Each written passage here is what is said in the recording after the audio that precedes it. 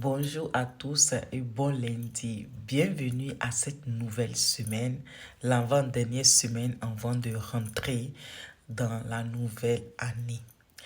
Alors, aujourd'hui, j'aimerais nous parler de plan de Dieu et la préparation des bonnes œuvres que Dieu a fait en avance pour nous. Et nous allons le voir dans le livre d'Éphésiens 2, verset 10. Et je vais nous partager d'autres versets.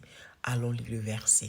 Alors, Éphésiens 2, verset 10 dit, car nous sommes son ouvrage, ayant été créés en Jésus-Christ pour des bonnes œuvres que Dieu a préparées d'avance, afin que nous les pratiquions. Amen. Allons lire la version Semeur. Il dit, ce que nous sommes, nous le devons à Dieu, car par notre union avec Jésus-Christ, Dieu nous a créés pour une vie riche d'œuvres bonnes, qu'il a préparées d'avance afin que nous les accomplissions. Amen. Donc, comme vous voyez ici, ça nous parle des œuvres préparées en avance, afin que nous accomplissons, afin que nous les pratiquons. Et tout au long de ce mois de décembre, j'avais parlé du fait que il y a des choses que nous ne voyons pas et nous ne connaissons pas, mais que Dieu a réservé à ceux qui l'aiment.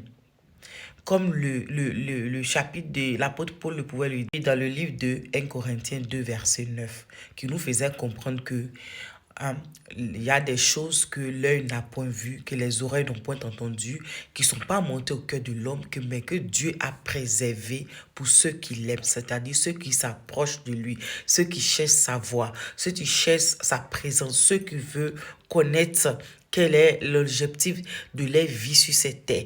Qu'est-ce qu'ils sont venus faire? Qu'est-ce qu'ils sont censés faire? Voilà, ceux qui veulent savoir le pourquoi ils sont sur cette terre, Dieu leur montre ces choses qu'il a préparées en avance. Et donc, j'aimerais nous sensibiliser, j'aimerais nous amener à aussi nous-mêmes comprendre qu'est-ce que nous devons faire.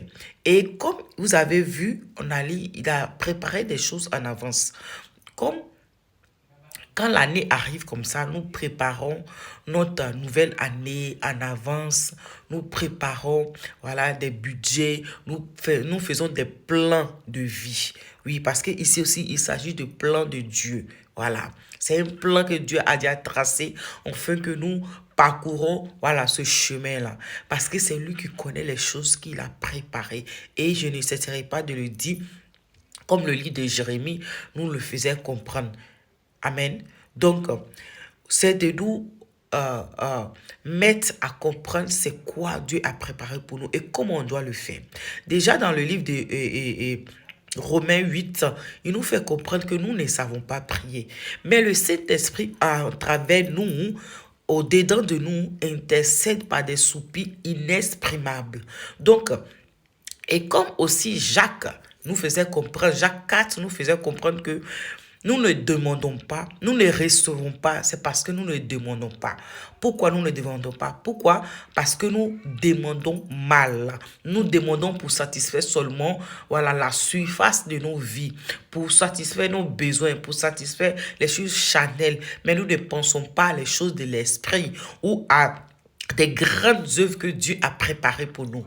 Voilà, c'est à ça que Jacques est en train de mentionner. Et aussi aujourd'hui, je viens, mon frère, ma soeur te dit, nous devons chercher à comprendre ce que Dieu a préservé pour nous.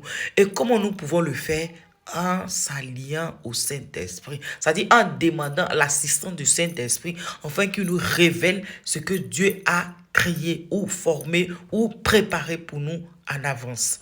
Et ça, il est important de le comprendre. Alors, je vais nous partager, comme je le disais, un autre verset, mais cette fois-ci dans le livre de Jérémie 29, verset 11, qui dit « Je connais les projets que j'ai formés sur vous, dit l'Éternel.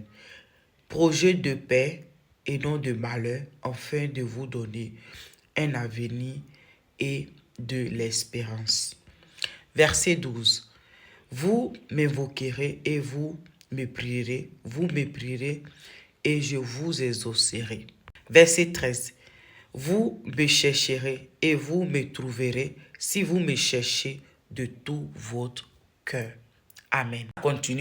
Ça continue parce qu'il parle de ramener les enfants d'Israël dans la captivité. Mais ce qui nous intéresse ici, ce sont des versets que j'ai à peine lus. Voilà, ces versets-là nous faisaient comprendre que Dieu a formé des projets de paix, de bonheur, d'abondance pour avoir une avenir meilleure. Mais ces projets-là, c'est lui qui connaît. Pour le découvrir, il faut le prier, il faut le chercher sincèrement, afin qu'il nous révèle cela. Alors ce matin, mon message d'exhortation, c'est de te dire, mon frère, ma soeur, prie le Seigneur, fais-toi aider par le Saint-Esprit, comme le Romain nous faisait comprendre que nous ne savons pas prier, mais c'est le Saint-Esprit qui prie à travers nous par des soupirs inexprimables, qui connaît ce que Dieu a en nous, a déposé en nous, afin de les révéler. Donc, aujourd'hui, nous allons prier pour demander le plan de Dieu qu'il avait préparé en avance pour nous, afin de reçu notre année 2025. Amen. Donc, c'était ça l'exhortation du jour. N'oubliez pas Job 22, verset 28. Le chapitre à méditer, c'est tout le 22, mais le verset clé, c'est le verset 28. Ok? Soyez bénis et bonne semaine à tous. Que Dieu vous bénisse. Ciao, ciao. Bonne semaine.